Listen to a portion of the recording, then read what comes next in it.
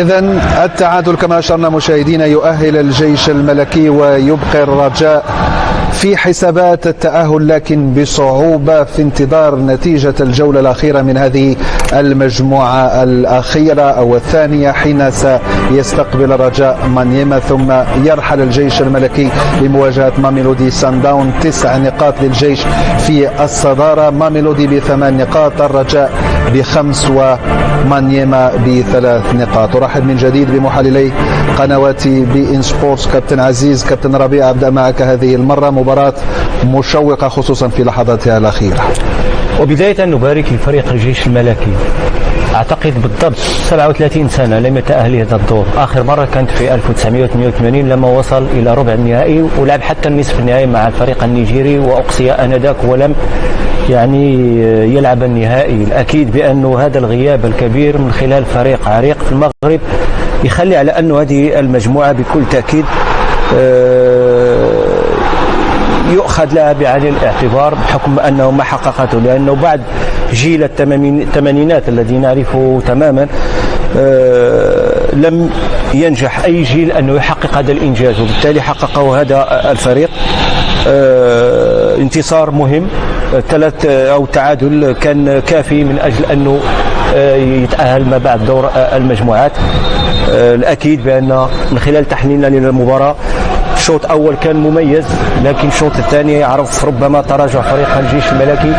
هذا التراجع يجب أن يؤخذ بعين الاعتبار في المواعيد المقبلة والاستفادة منه من أجل الاستحقاقات الهامة، والبداية ستكون من خلال دور ربع النهائي. نعم كابتن عزيز، الجيش كان يحتاج إلى نقطة لضمان التأهل، كان الطرف الأفضل بكل صراحة في هذه المباراة، خصوصا في الشوط الأول والربع ساعة والشوط الثاني. وشاهدنا منظومته الدفاعية في الشوط الثاني. أظن بأن أولا ألف مبروك للجيش الملكي. ربيع تكلم على الجيش الثمانينات، وأنا في ذاك الوقت كنت ألعب ضد هذا الجيل الرائع جدا اللي فيه تيمومي وفيه هيدامو وفيه شيشة وفيه الصمادي وفيه البرازي والغريسي حليم بودراع، كل هذا وشلة بعدهم العديد من اللاعبين.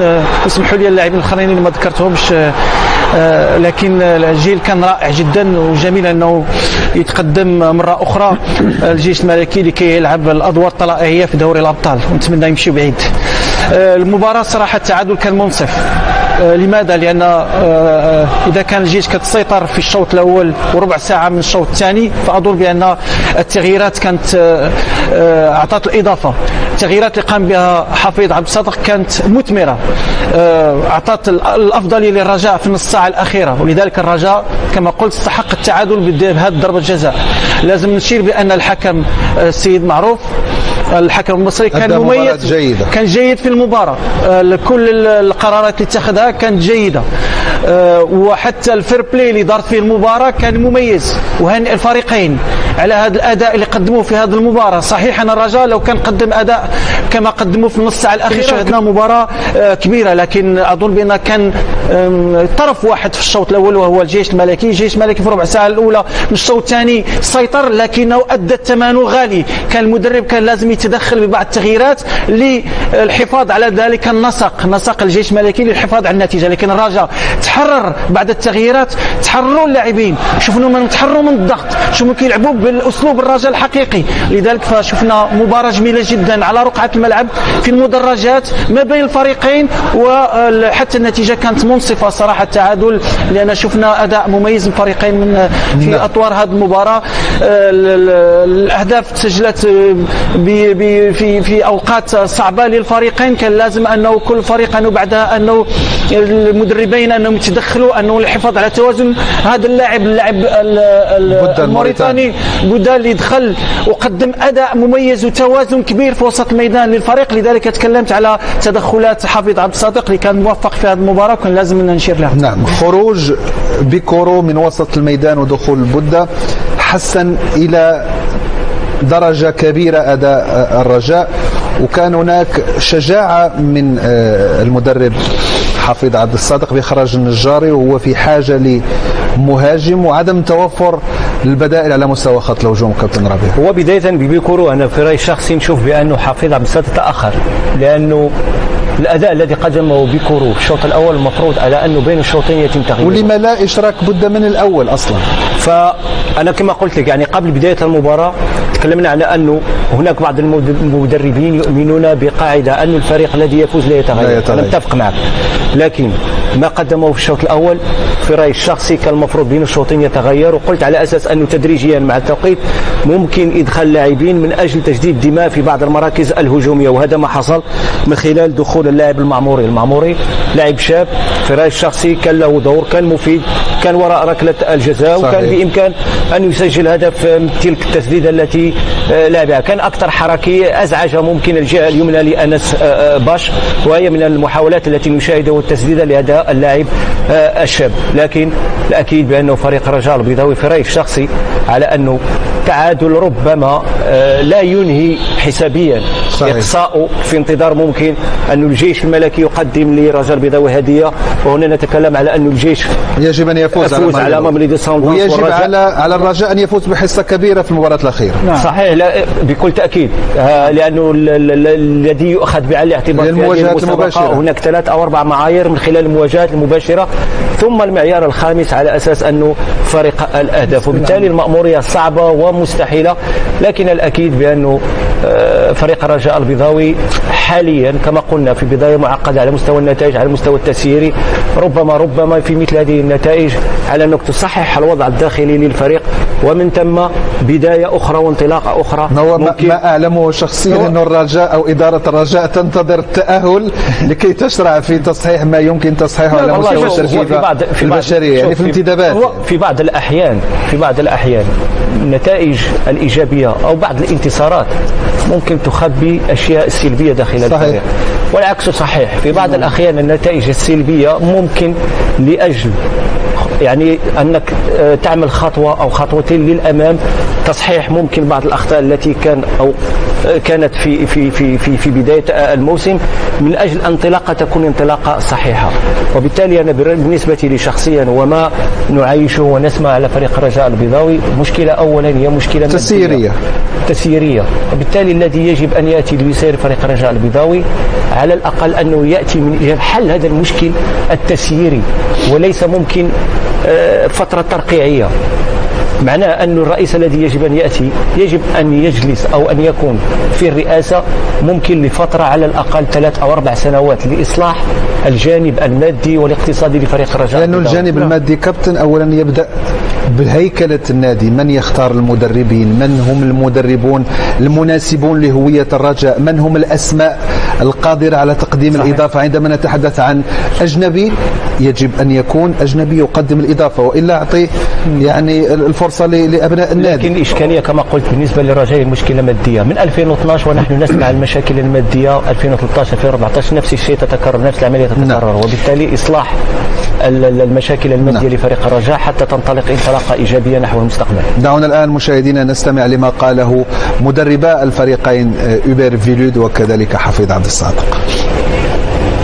مرحبا أمين، يحضر إلى جانب مدرب فريق الجيش الملكي أوبير فيلود. كوتش فيليسيتاسيون. سيد المدرب، أولا تهانينا على هذا الترشح التاريخي لفريقكم، نقطة إيجابية جدا، والنتيجة في النهاية هي الأهم، نتيجة التعادل تؤهلكم.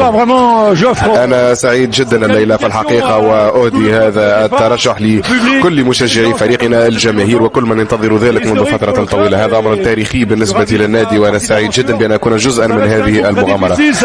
كنا نعرف أن المجموعة صعبة للغاية، وهذا تأكد بمباراة اليوم التي كانت متقاربة جدا. اليوم نحن ترشحنا وهذا هو الأمر الأهم، ومع الوقت والزمن سوف نتواصل ونتقدم في هذه البطولة. كان صراع فنيا تكتيكيا، وكان الأمر متقارب جدا في الشوط الثاني. الرجاء كان قريبا ربما من تسجيل هدف ثان، نعم، ولكن محتوى المباراة بصفة عامة أظن بأننا نستحق فيه نقطة التعادل. شوط أول جيد جدا صنعنا فيه الفارق، وشوط ثاني لم أفهم تماما ما حصل على ضربة الجزاء، لكننا تصرفنا بشكل جيد رغم هذا، وحتى بعدها كان هناك بعض الضغط، وهذا أمر منطقي ومتوقع.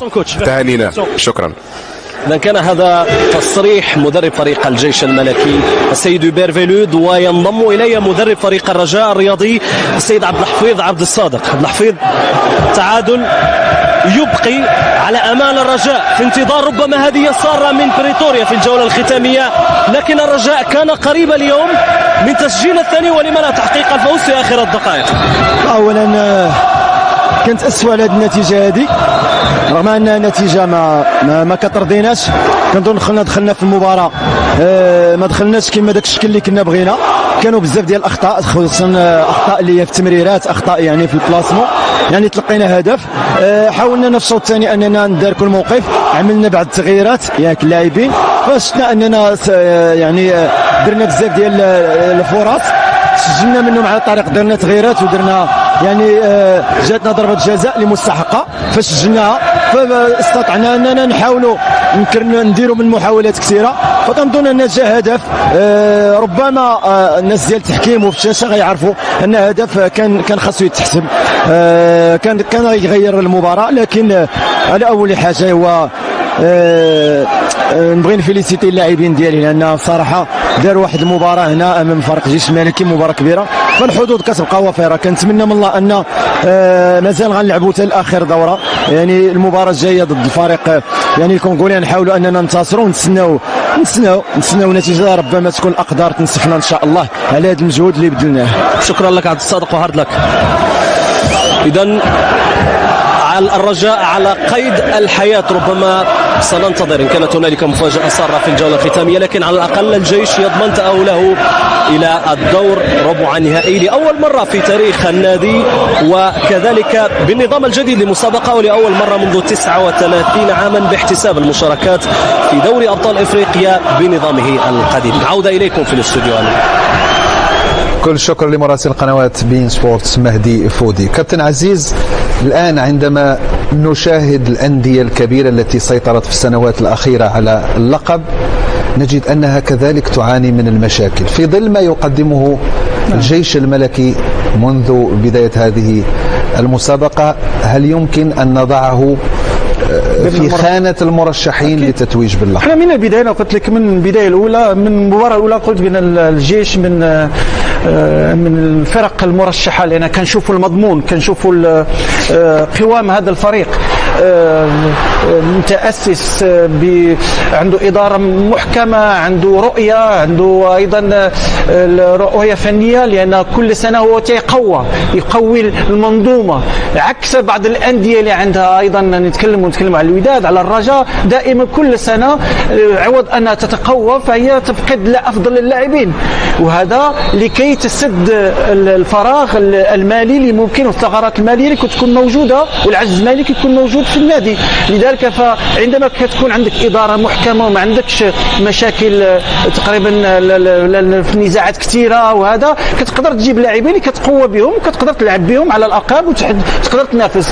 أظن بأن الرجاء لو كانت عنده إمكانيات أنه يقوي الفريق كان يكون أفضل حالاته، كان يمثل الجمهور بأفضل تمثيل. حتى جمهور الرجاء يقول بأن احنا ما تقويناش هذا الموسم، بالعكس فقدنا أفضل اللاعبين.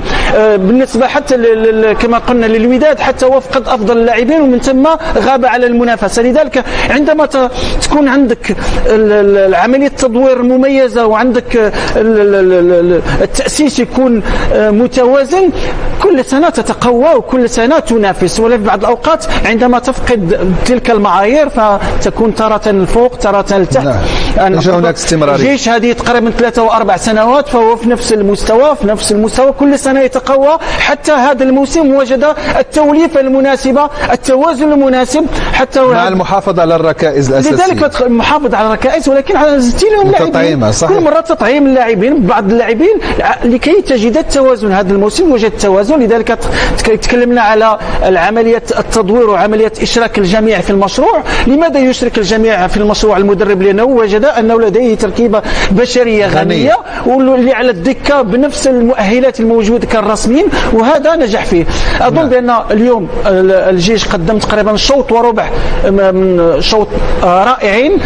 هذا المدرب قدم أداء مميز، لكنه تأخر شيئا في التغييرات. الوقت اللي كان لاحظ بأن الرجاء رجع في المباراة كان لازم يجري تغييرات للحفاظ على توازن الفريق، لأن الرجاء عندما عاد بقوة في نص ساعة الأخيرة، عاد بقوة، عاد لتلك السمات الرجاء، اللعب على الأطراف، اللعب تكسير الخطوط، اللمسات القصيرة، دخول العماري، اعطى السرعه اللي كان محتاجها الرجاء، وتكلمنا عليها في الشوط الاول، كان ناقص السرعه في الامام، اعطى تلك السرعه تلك الجرأه، وهذا اللي لازم يكون هناك مزيج ما بين السرعه، اللاعبين في وسط الميدان اللي كيوصلوا الكره بدقه. في الشوط الاول بكره كل الكرات كانت كتضيع، كانت دائما لا تصل بطريقه جيده وبطريقه سلسه.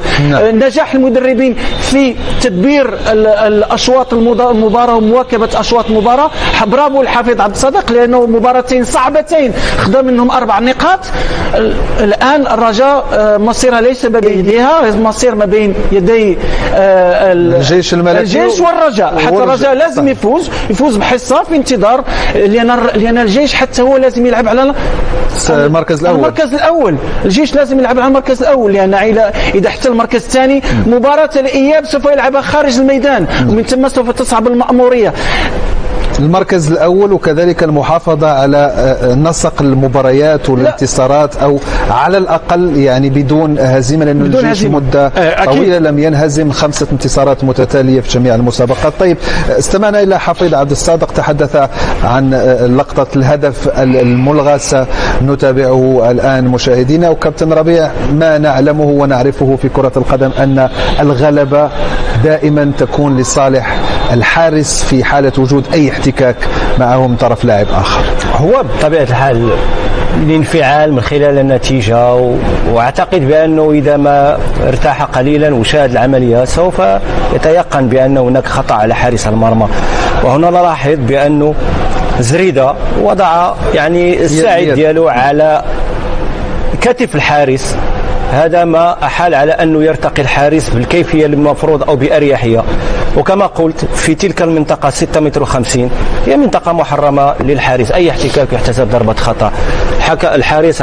الحكم كان على صواب من أجل أن يعلن عن ركلة يعني خطأ بالنسبة لفريق الجيش الملكي، والهدف في رأيي الشخصي لم يكن صحيح. نعم، الهدف الأساسي للجيش الملكي تحقق الآن بضمان التأهل. كابتن ربيع، مباراة أخيرة ستكون من أجل المحافظة على الصدارة، الفوز بها قد يمنح الرجاء تأهل في حال كانت الحسابات مضبوطة لفائدة الرجاء. هذه التشكيلة مثل ما قلت الكابتن عزيز، هل تراها قادرة على الذهاب بعيدا في ظل ترنح الأقطاب الكبيرة على المستوى الأفريقي، الأهلي، الترجي، حتى ميلودي سان داونز في بعض المباريات؟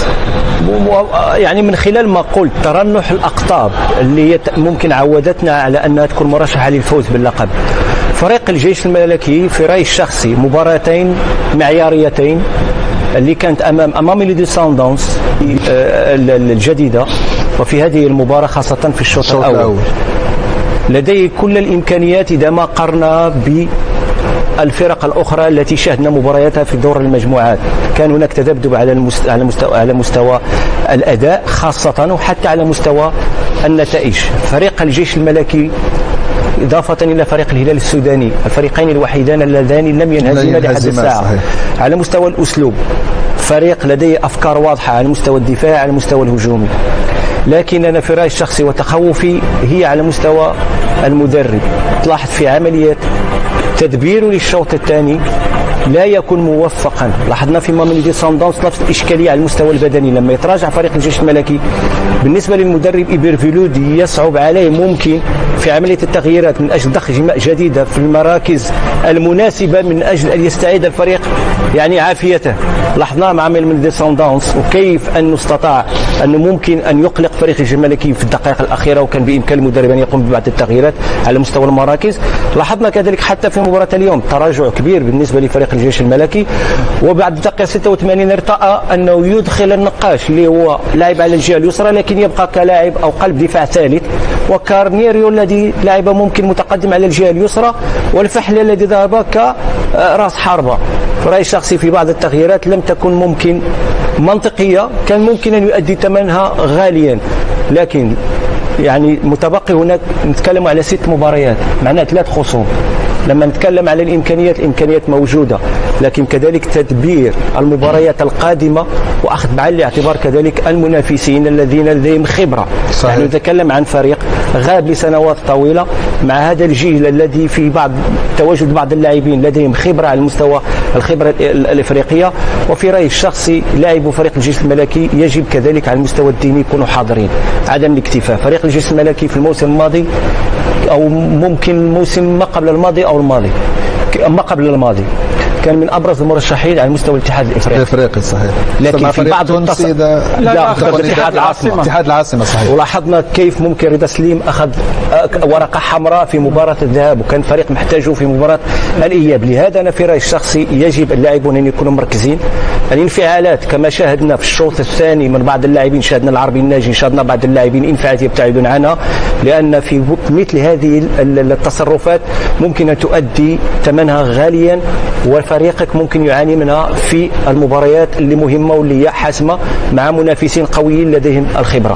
حظ موفق لفريق الجيش، لديه كل الامكانيات، لكن كذلك يجب احترام الخصوم واخذ بعين الاعتبار الفرق التي تلعب ضدها، وكذلك المسار الذي سوف بكل تاكيد لن يكون سهل بالنسبه للجيش الملكي. نعم، للتذكير فقط الجيش الملكي الى جانب الهلال وايضا اورلاندو بايرتس، ثلاثه فرق لم تذق طعم الهزيمه الى حد الان في دور المجموعات.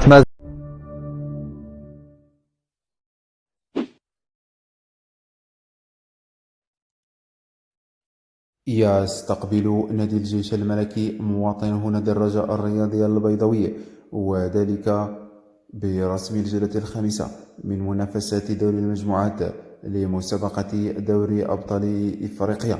وستجرى هذه المباراة الحاسمة اليوم السبت، ويمكنكم متابعتها عبر قناة بين سبورتس 1 في تمام الساعة 8 بالتوقيت المغربي على أرضية الملعب الشرفي بمكناس. وستكون هذه المباراة حاسمة للفريقين، واللذان يسعيان للتأهل إلى الدور ربع النهائي من المسابقة، حيث يسعى الجيش الملكي لتحقيق التعادل على الأقل لضمان بشكل رسمي تأهله للدور الثاني، بينما يحتاج الرجاء لتحقيق الانتصار ولا شيء غير الانتصار للحفاظ على حظوظه في المرور قبل الجولة الأخيرة، حيث سيستقبل نادي مانياما من الكونغو. وبالعودة إلى ترتيب المجموعة، يحتل الجيش الملكي صدارة المجموعة برصيد 8 نقاط، يليه صن داونز ثانيا ب5 نقاط، والرجاء ثالثا ب4 نقاط، ومانياما رابعا ب3 نقاط.